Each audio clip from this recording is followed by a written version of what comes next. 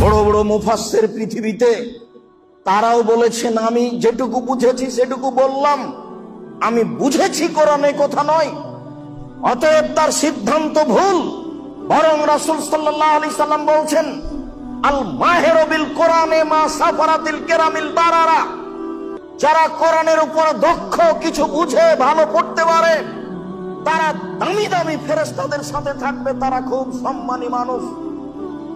আর যারা কোরআন মাজিদ ভালো করে পড়তে পারে না, ইয়াতাতাআবু ফীহি, কোন রকম করে ছেঁচড়া মেছড়া করে টেনে হেঁচড়ে পড়ে, রাসূল সাল্লাল্লাহু আলাইহি সাল্লাম বলছেন লাহু আজরান, তার জন্য ডবল নেকি আছে।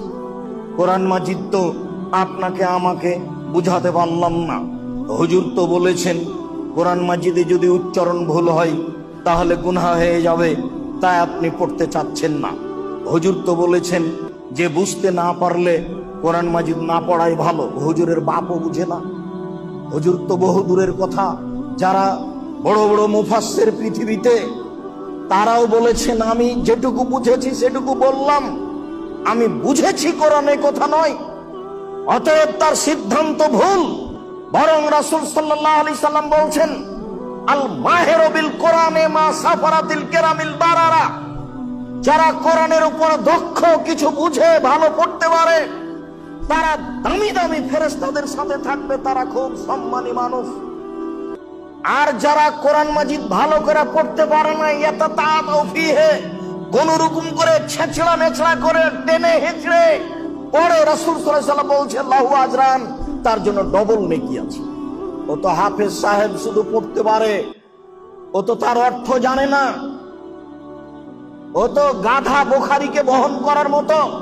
যার জন্য চিরদিন আমি বলে আসছি যে শুধু হিফজখানা প্রতিষ্ঠানের নামে খুলিয়েন না, হিফজখানার সাথে সাথে কোরআন হাদিস শিক্ষারও ব্যবস্থা থাকতে হবে, নইলে হাফেজের নাম দিয়ে মানুষ মূর্খ হয়ে যাবে।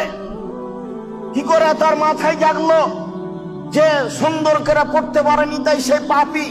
রাসূল সাল্লাল্লাহু আলাইহি সাল্লাম বলছেন যে ব্যক্তি টানা হেঁচড়া করে, ছেঁচড়া মেছড়া করে, কোন রকম করে পড়তে পারে, তার জন্য ডবল নেকি।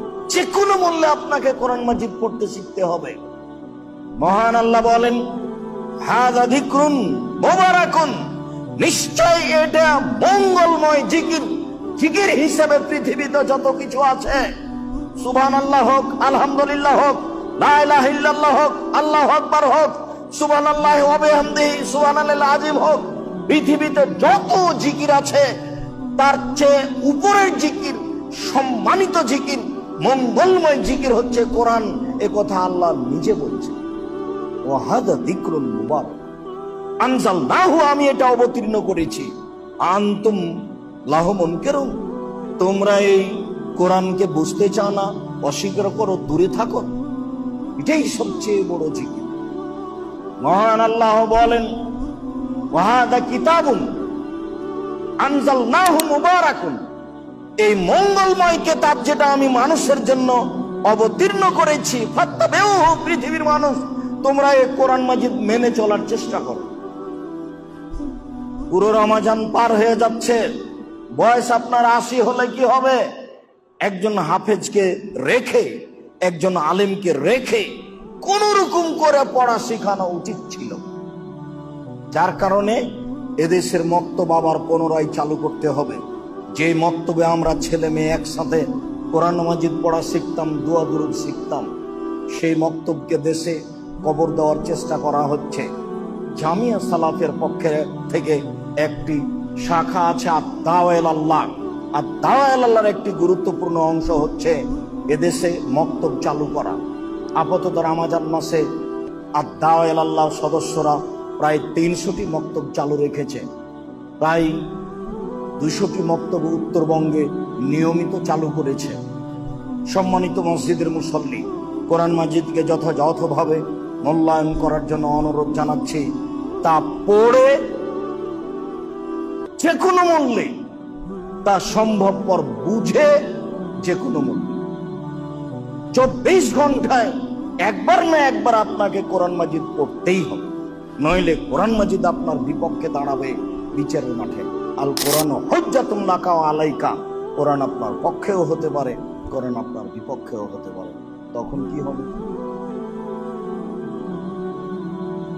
আবার রাসূল সাল্লাল্লাহু আলাইহি সাল্লাম বলছেন কোরআন মাজিদ আপনার জন্য সুপারিশ করবে। আবার রাসূল সাল্লাল্লাহু আলাইহি সাল্লাম বলছেন সূরা মুলক যে রাতে পড়বে তার কবরের শাস্তি হবে না। 4 ধরনের মানুষের কবরের শাস্তি হবে না। 1, যারা রাতে কবরের শাস্তি হবে না। 2, যারা পেটের ব্যথায় মারা যায় তাদের কবরের শাস্তি হবে না। 3, যারা শহীদ হয়ে মারা যায় তাদের কবরের শাস্তি হবে না। 4, যারা জুমার দিনে মারা যায় তাদের কবরের শাস্তি হবে না।